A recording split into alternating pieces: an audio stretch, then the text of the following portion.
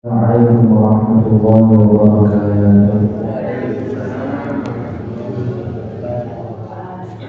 إن الحمد لله نحمده ونستعينه ونستغفره ونعوذ بالله من شرور أنفسنا ومن سيئات أعمالنا من يهده الله فلا مضل له ومن يضلل فلا هادي له أشهد أن لا إله إلا الله وحده لا شريك له وأشهد أن محمدا عبده ورسوله لا نبي ولا رسول بعده. قال الله تبارك وتعالى في كتابه الكريم وهو أصدق القائلين: أعوذ بالله من الشيطان الرجيم. يا أيها الذين آمنوا اتقوا الله حق تقاته ولا تموتن إلا وأنتم مسلمون. اللهم صل وسلم وبارك وأنعم على سيدنا ومولانا محمد وعلى آله وأصحابه ومن تبعهم بإحسان إلى يوم الدين. اللهم إنا نسألك علما نافعا ونعوذ بك من علم لا ينفع. Hadirin yang dirahmati Allah Subhanahu wa taala, puji dan syukur senantiasa kita panjatkan kepada Allah Ta'ala atas segala limpahan karunia, rahmat dan hidayahnya, sehingga pada kesempatan kali ini kembali kita bersua, kembali kita berkumpul di rumah Allah dalam rangka menuntut ilmu, dalam rangka menunaikan apa yang menjadi perintah Nabi Sallallahu Alaihi Wasallam. Talabul ilmi fardhatun ala kulli muslim. Menuntut ilmu adalah sebuah kewajiban bagi seorang muslim. Ma'asyiral muslimin, shalawat serta salam senantiasa tercurahkan kepada junjungan besar kita, suri tauladan kita, yaitu baginda Nabi Muhammad sallallahu alaihi wasallam, beserta keluarganya, sahabatnya yang senantiasa istiqomah, serta pada pengikut yang senantiasa istiqomah menghidupkan dan menjaga sunnah-sunnah beliau hingga yaumul qiyamah. Semoga kita termasuk di dalam golongan umat beliau yang kelak yaumul qiyamah mendapatkan syafaatnya. Allahumma amin. Hadirin yang dirahmati Allah Subhanahu wa taala, kembali kita hadir di Masjid As-Salam ini dalam kondisi sehat, dalam kondisi Islam, iman, dan insya Allah tanpa kekurangan suatu apapun. Untuk melanjutkan kajian kita, pembahasan tentang beberapa doa dalam keseharian kita ini, yang mungkin kita sudah menghafal atau kita sudah mengamalkan, tetapi ada beberapa pengertian-pengertian tambahan penjelasan yang belum mungkin kita temui. Kemudian Bapak Ibu kata Allah Ta'ala, mungkin pula ada yang belum mengenal atau belum pernah mengetahui doa tersebut, maka tujuannya kita berkumpul di sini adalah untuk mengenal doa tersebut dan kita bisa amalkan di kehidupan kita sehari-hari. Akan tetapi Pak Bu, itu di naskah yang akan menjadi pembahasan kita ini hanya saya berikan tiga doa terlebih dahulu, karena untuk meringkas ini saya tidak ambil semuanya dari satu buku ini. Jadi saya ambil hanya beberapa doa-doa, bukan yang penting, semuanya penting, akan tapi yang lebih utama ini untuk kita ketahui. Jadi semua yang ada di dalam kitab Hisnul Muslim ini penting semua. Ada beberapa panduan-panduan dan tuntunan itu juga penting. Akan tetapi kita dahulukan yang ringan-ringan, yang ringan-ringan dan mungkin yang sering menjadi amalan kita keseharian. Contoh seperti bangun tidur, kemudian memakai pakaian, itu kan pasti kita laksanakan setiap hari. Kemudian Bapak Allah Subhanahu wa taala, tema kajian ini saya pernah menyampaikan ini juga sudah berlangsung kajiannya di Bendo, di masjid kami di Dukuh Bendo itu juga kami berikan tema sebagai Silahul Muslim. Kami beri tema dengan Silahul Muslim. Silahul muslim itu apa? Silah itu apa? Senjata. Silahul muslim berarti apa? Senjatanya orang Islam, seorang muslim. Karena ada beberapa perkataan dari yang ini mursal, menyatakan bahwa perkataan itu tidak sampai pada derajat hadis, tidak sampai pada sanad pada Nabi, akan tetapi ini sampai pada perkataan para sahabat. Ada mulai mengatakan perkataan para tabi atau tabi'ut tabi'in. Doa silahul muslim, doa adalah senjatanya umat Islam. Maka ini yang menjadi inspirasi bagi kami untuk menjadikan tema pada kesempatan kita sehari-hari. Karena sebelum kita belajar materi yang susah-susah banget, materi tentang hal-hal yang lain, kita harus mengenal amalan yaumiyah atau amalan-amalan harian, yang itu sebenarnya sepele tapi belum kita kenali, atau bahkan kita tahu tapi belum kita amalkan. Belum diamalkan itu kemungkinan antara belum tahu, atau mungkin memang belum diamalkan, sudah tahu tapi belum diamalkan, atau kurang motivasi untuk mengamalkan. Maka Pak Bu, hadirnya penjelasan para ulama ini sedikitnya menjadikan kita lebih paham dan menjadikan kita lebih termotivasi untuk mengamalkan. Mungkin di sini ada yang sudah mengamalkan doa bangun tidur, ada yang belum, ada yang mungkin baru kenal pas kajian kita dimulai pertemuan pertama dulu di buku ini, pembahasan ini, baru kenal, baru tahu ternyata kami ini orang baru mulai ternyata ada doanya. Ternyata doanya maknanya ternyata sangat mendalam. Nah, kemudian merasa itu penting untuk diamalkan. Bapak Ibu yang Allah Subhanahu wa taala. Kemudian kita kemarin juga sudah membahas tentang doa memakai pakaian dan ketika melepasnya. Nah, punika lawan itu tertentu sengaja saya hanya sertakan matanya saja atau doanya saja.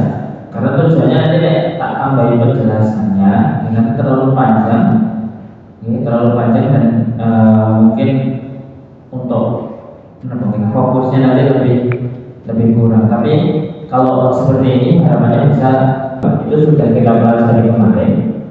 Sambil mengulang dan sambil membaca bersama-sama supaya mungkin mudah membacanya dan bisa menghafalkannya. Mari kita baca bersama-sama. Kita mulai dari doa bangun tidur.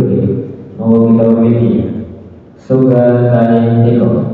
Alhamdulillahilladzi ahyana ba'dama amatana wa ilaihi nusyur.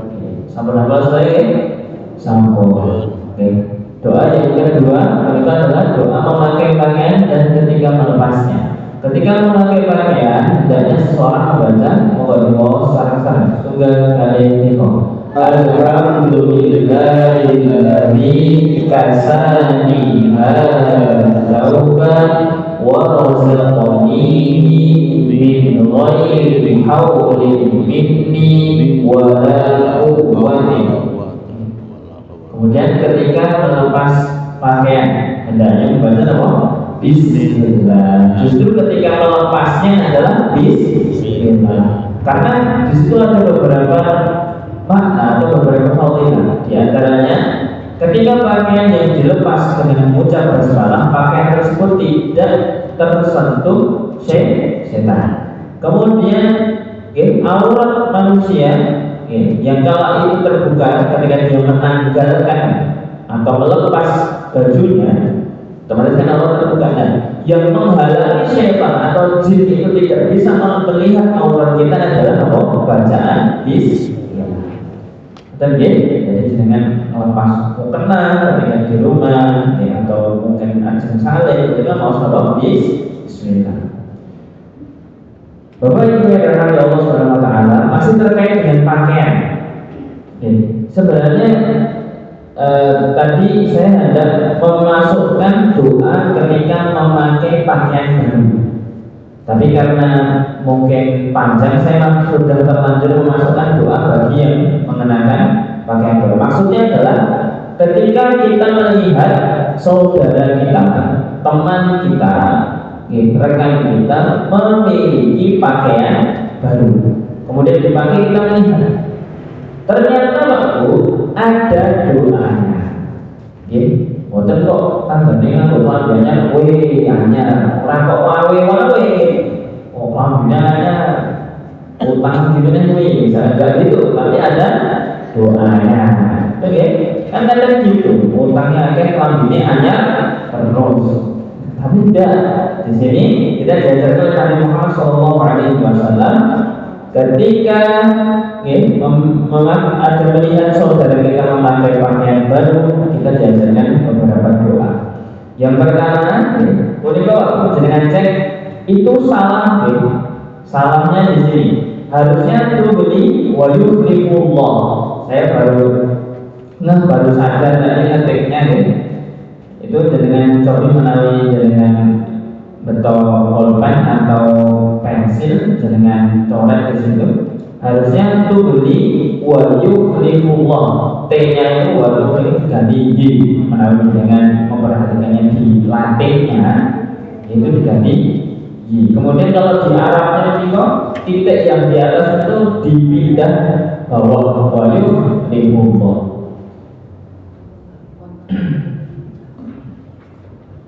Monggo kita baca bersama-sama. Ketika seseorang melihat orang lain mengenakan baju baru, maka hendaknya ia membaca atau yang melihat, berarti ini yang melihat membaca tubli wa yuflihullahu ta'ala. Monggo diwasakan setunggal kali tiga tubli wa yuflihullahu ta'ala. Katakanlah sampai lusuh, maksudnya Allah, pakailah pakaian yang baru itu sampai lusuh. Semoga Allah Ta'ala memberikan gantinya kepadamu. Nah, nanti kita bahas makna. Kita baca dulu doanya. Kemudian ada doa yang lain. Doa yang lain, riwayat yang lain, doa yang bawah. Monggo kita wasarakan surga yang itu.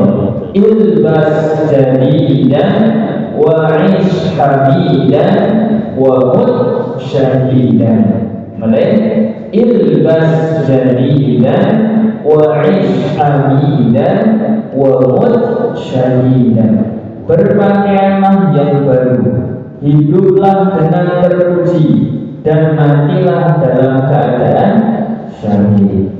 Ini maksudnya nanti wamud syahidan bukan mendoakan orang mati ya enggak, tapi apa? Mendoakan seseorang itu atau menjadikan sebuah doa bahwa semoga kamu meninggal itu dalam kondisi terbaik, dalam kondisi apa? Syahid. Hadirin yang dirahmati Allah Ta'ala, kita bahas mulai dari doa yang pertama. Tubli wa yuflihullahu ta'ala. Tubli punika atasipun minal kiblat bimakna al-ikhlas wa hadha du'a lil labsi as-thawbi bi an ya'mura wa yalbasa dhalika thawba hatta yubda wa yasiru khalqan. Hadirin yang dirahmati Allah Subhanahu wa taala,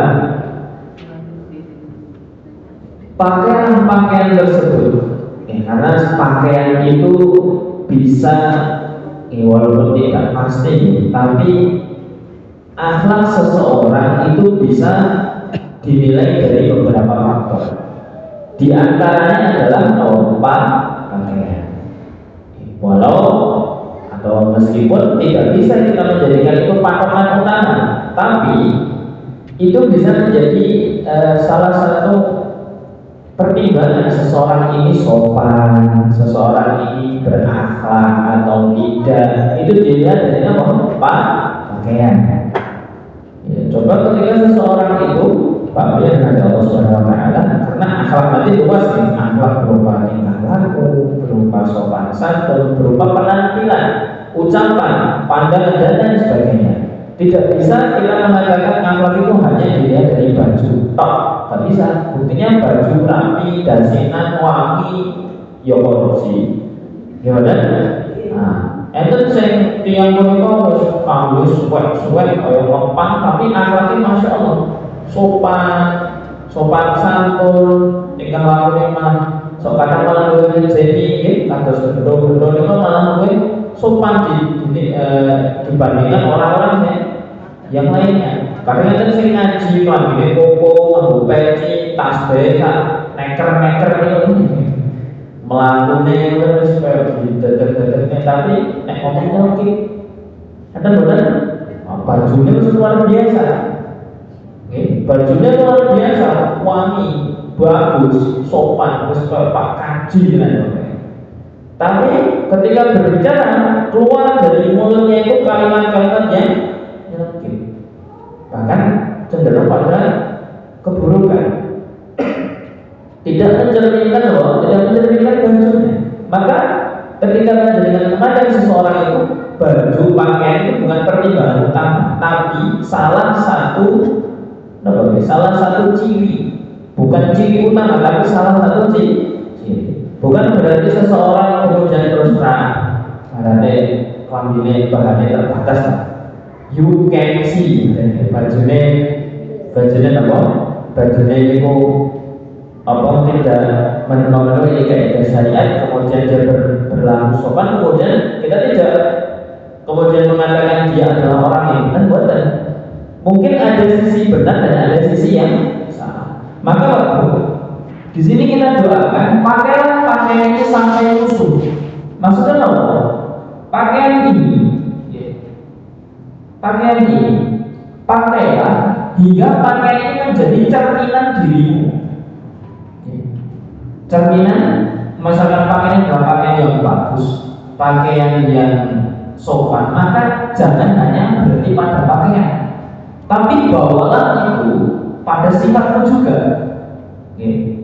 Kata sejenengnya kaosan, kalau lambiku kira-kira misalkan lambenan dengan misalkan lambinya lebih ustad daripada ustadnya, kita bebannya itu rambut budi kalau nggak melebet itu mungkin saya disalimi jenengan.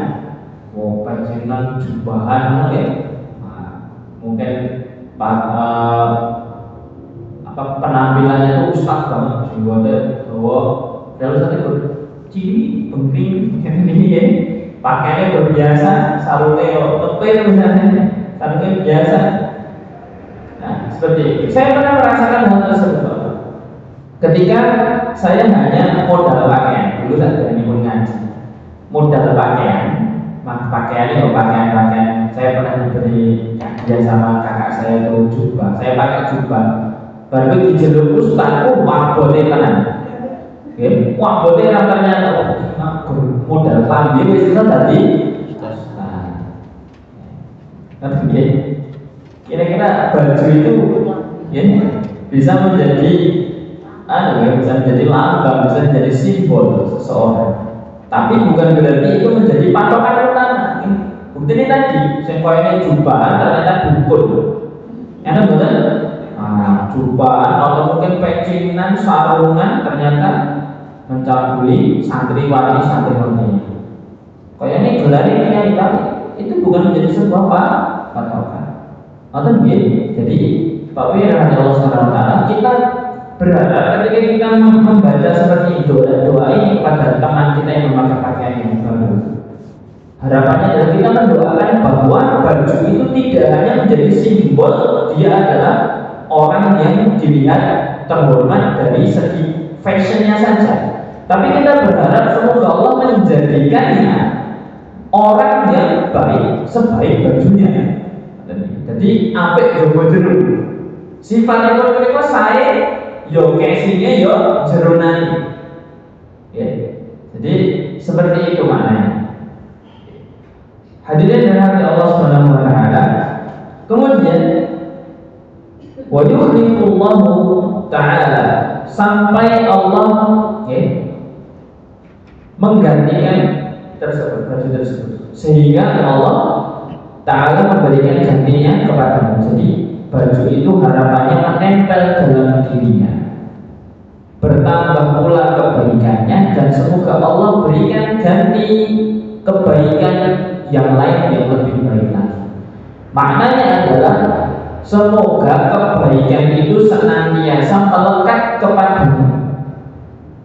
Sampai baju itu, andai saja baju itu sudah lusuh, semoga Allah ganti dengan yang lebih bagus. Dan misal saja akhlak kita itu rodok miring, akhlak kita kan, iman itu kan munggah mundur. Akhlak kita itu pada posisi tertentu kok rodok doyong, rodok mungkin melakukan kesalahan dekat kepada keburukan, semoga Allah perbarui akhlakmu dengan akhlak yang lebih bagus, atau Allah berikan petunjuk kepada kamu. Inilah sebuah ajaran Bapak yang Nabi Allah SWT ketika kita melihat saudara kita memakai pakaian baru. Makanya kita saat ini mulai dari sekarang ketika ada saudara kita, teman kita memakai baju baru, entah celana yang baru, sarung yang baru, mukena yang baru, kudung yang baru, rok yang baru, ampun gue, kelamnya, ampun, tapi apa? Nah, itu berarti wa yuhibullahu ta'ala. Itu doa yang positif. Ya, seperti itu. Ada sebuah ungkapan dari pensyarah kitab ini, al-muslimul labib, muslim yang labib ini kan maksudnya apa? Cerdik. Ya. Yang namanya dengan nanti mengerti atau pernah mendengar ada orang yang bernama labib. Apa sih nama? Cerdik, cerdas. Al-muslimun nabi huwa alladhi yaqsidu bi'ilmihi wajh Allah wa yuhawwilul 'alam ila ibadah. Ini dalam syarahnya, muslim yang cerdas itu adalah mereka yang berilmu, yang mengubah setiap kebiasaannya, bahkan sampai bajunya saja yang dia pakai itu bernilai ibadah. Bahkan ketika dia memakai baju, dia makanya tidak sekedar buat duduk, tapi dia berdoa. Kita dinilai sebagai ibadah, dinilai sebagai ibadah, karena itu termasuk doa, dan doa adalah ibadah. Sebagaimana disampaikan Nabi Shallallahu Alaihi Wasallam, doa huwal ibadah. Kemudian ketika menanggalkan bajunya, kalau kita melihat melepas baju itu sepele, semua orang melakukan melepas baju, tapi semua orang ketika melepas baju dinilai sebagai ibadah. Tidak semua orang ketika melepas baju dinilai sebagai ibadah, karena tidak mengamalkan demikian. Nah, mulai dari sekarang memakainya panjenengan dan melepasnya baju panjenengan itu harusnya bisa bernilai sebagai pahala. Yuk, bismillah. Atau kita membaca alhamdulillah dari kasani hadza sauban wa razaqanihi min ghairi haulin minni wala quwwatin. Kemudian ada saudara kita dalam pakai bajunya, wah iki kayak biasanya sing tinggo, ambune sing popo, ambune sing konveksi, atau abu-abu pengar. Pripun tubuli wa yuhibullahu ta'ala. Maka Bapak, kebiasaan seorang muslim itu pun bisa menjadi ibadah. Jadi, karena Bapak, kenapa kok ketika kita melihat orang yang mendapatkan iman harus kita doakan? Karena kita tidak tahu siapa di antara kita memiliki penyakit ain. Bahaya Pak, ketika ada penyakit ain, iri, itu nanti akan bisa membahayakan orang yang terkenanya. Maka jangan sembarangan memuji orang tanpa menyebut nama Allah. Maka ketika panjenengan melihat orang yang mendapatkan rezeki, mendapatkan anugerah dari Allah, maka segera doakan. Jangan sampai kita hanya sekedar wah bajunya baru jalan, atau aku tidak pernah melihat bajunya bagus sebagus baju. Hati-hati dengan kalimat demikian, karena itu bisa menyebabkan apa? Dan ain itu nyata adanya.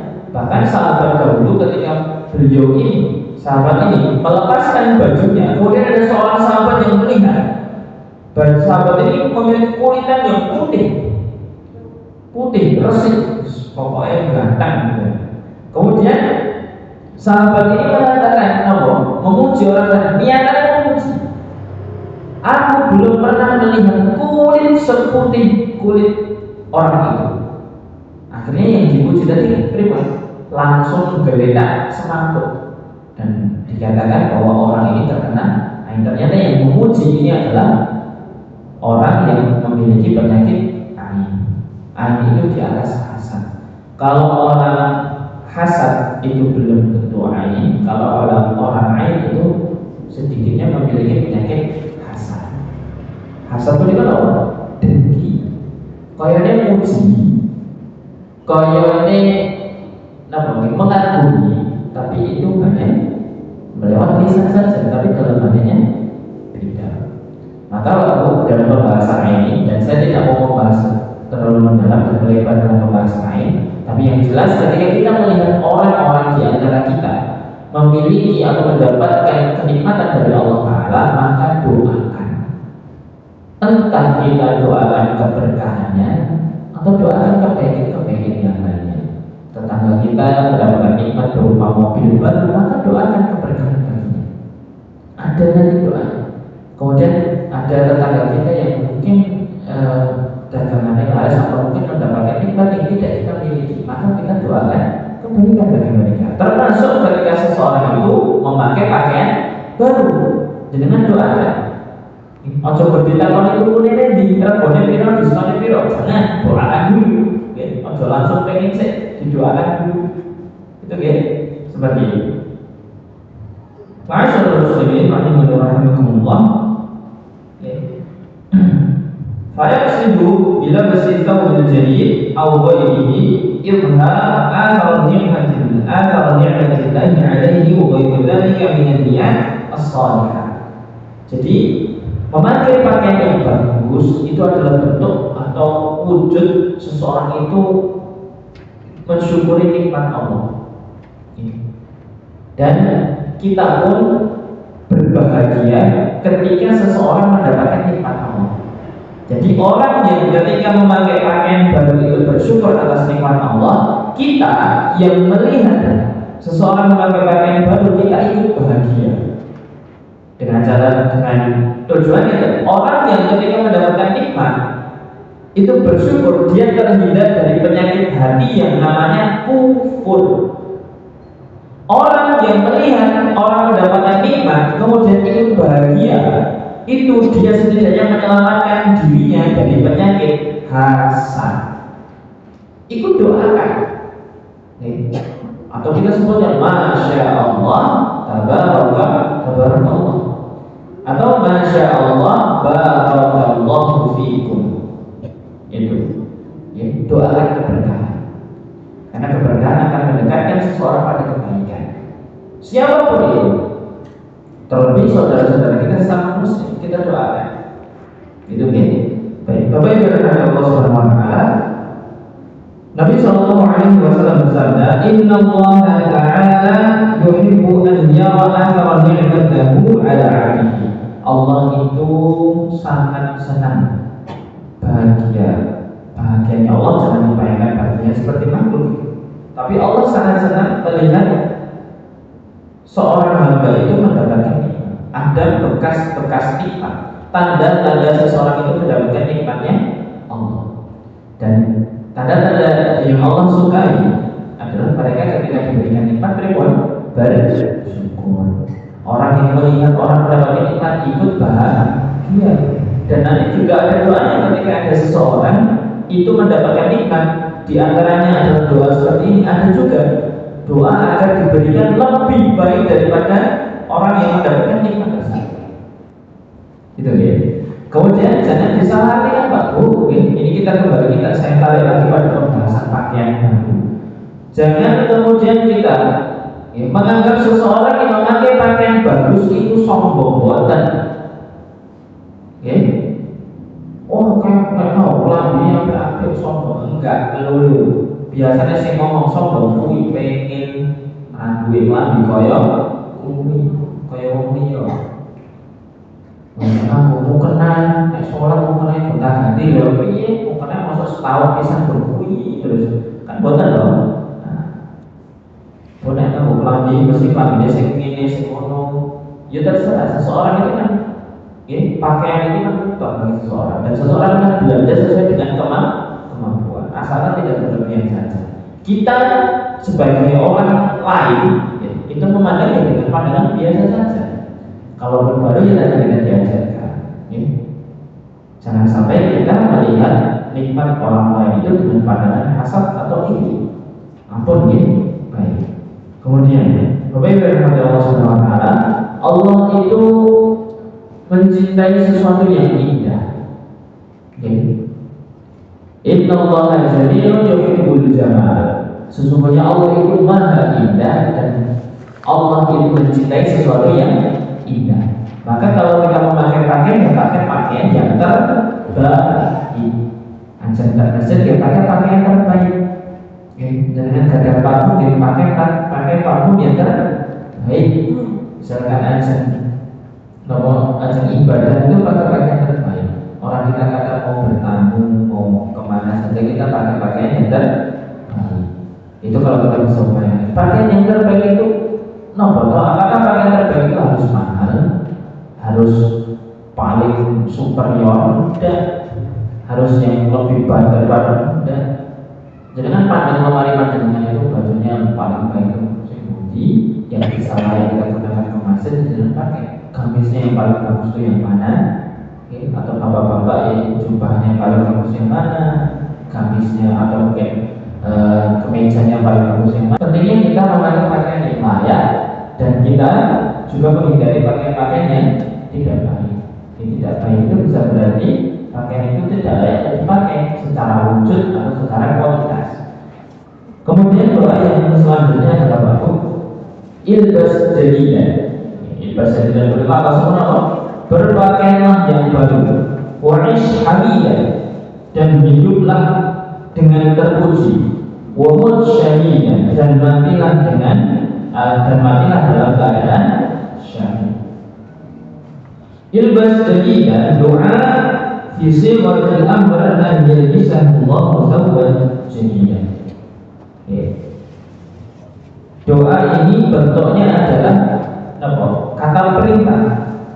Kata perintah yang bermakna agar Allah memberikan baju yang baru kepada dia, senantiasa memberikan baju baru kepada dia, memberikan baju yang baru. Wa'ish hamidan, hamidan li rabbika ala ni'amihi wa mahmudan inda rabbika bi taqwahu wa 'anil nasi bil ihsani ilaihi. Dan hiduplah dengan terpuji. Akhlak yang mulia itu juga menempel dalam diri seseorang. Masya Allah. Jadi kalau yang ada Allah Subhanahu wa taala, jangan berhenti pada pakaian saja. Yang diperbaiki itu tidak hanya pakaian saja. Pakaian robek dicari, akhlak rusak diperbaiki. Jangan kita ini jadikan baju itu sebagai topeng. Walau bagaimanapun mau ditutupi dengan baju sebagus apapun, akhlak itu tetap kelihatan.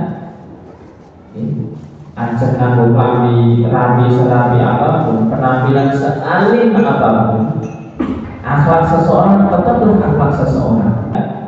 Mayu kamu wajibkan dengan hadis. Apa yang bisa kita ambil faedah dalam hadis tersebut? Husnul khuluqin Nabi sallallahu alaihi wasallam wa tawadduhu ma'al ashab ma'a ashabihi wa du'a'u lahu bi khairi ad-dunya wal akhirah wa hakadha yaqulu muslim. Ini adalah ajaran Nabi yang menunjukkan bahwa Nabi ini memiliki peran yang sangat bagus kepada sahabatnya, mengajarkan amalan yang sangat ringan tapi penting, Pak, agar ketika seseorang itu saling mendoakan, kira-kira hubungannya akan semakin renggang atau semakin rekat, semakin bagus. Kalau orang itu saling mendoakan, coba nih podo-podo iren, ada wong nganggo klambi pengen hasad dirasani, ada wong itu Ya, doa itu juga bermanfaat bagi kehidupan dan akhirat seseorang. Iktidal sahabat sallallahu anhum bin Nabi sallallahu alaihi wasallam wa dzalika bi lafzihim al-abyad min al-thiyab liqaulihi sallallahu alaihi wasallam ilbasu al-bayad fa innaha awhar wa atyab wa kafinu fiha mawtab. Di antara sunnah dalam memakai pakaian baru, ya, itu pakaian warna putih. Terus warnanya, kalau nanti ditanggapi kenapa di Indonesia itu kalau layak pakai baju, ini kan sejarah belum kira-kira apakah hitam itu adalah simbol apa? Simbol bila apa? Buka. Enggak. Iya. Kalau itu kemungkinan berkali atau itu ada tradisi atau apa kalau tapi yang jelas saya ditanya seperti itu. Bahkan kalau orang lain itu kayaknya putih itu lebih mendekati pada sunnah. Tapi Allah a'lam, ada pun itu Islam itu pakaian bagus ya memang. Adapun pakaian yang disunahkan oleh Nabi Muhammad SAW adalah pakaian yang warna putih. Karena apa? Ilbasu al-bayad, pakailah pakaian yang berwarna putih. Fa innaha athhar wa atyab. Itu adalah pakaian yang paling bersih, paling suci dan paling bagus secara warna. Ya walaupun ya kalau kami putih biasanya apa? Saya dikhawatirkan apa? Coba nanti kirim makan gorengan latih lagi Mie ayam, ini kaos. tapi ya biasanya kalau pakai baju putih itu nggak kena gimana? Wakil bungkus pada makan ini apa? Luprut ya. Seperti itu. Tapi perlu diingat bahwa pakaian yang disunahkan ada dalam baju putih. Bahkan saya ada ustaz saya itu jubahnya itu berbeda-beda. Sebenarnya berbeda-beda, tapi warnanya putih semua. Jadi ada Allah Subhanahu wa taala yang bisa disampaikan. Wallahu a'lam bishawab. Semoga bermanfaat dan semoga Allah memberikan taufik kepada kita. Insyaallah kita lanjutkan pada doa-doa yang lain. Soalnya saya pilihkan terlebih dahulu. Ada beberapa doa yang harus dipertimbangkan. Nanti jika kemungkinan nanti kita akan printkan sekalian untuk beberapa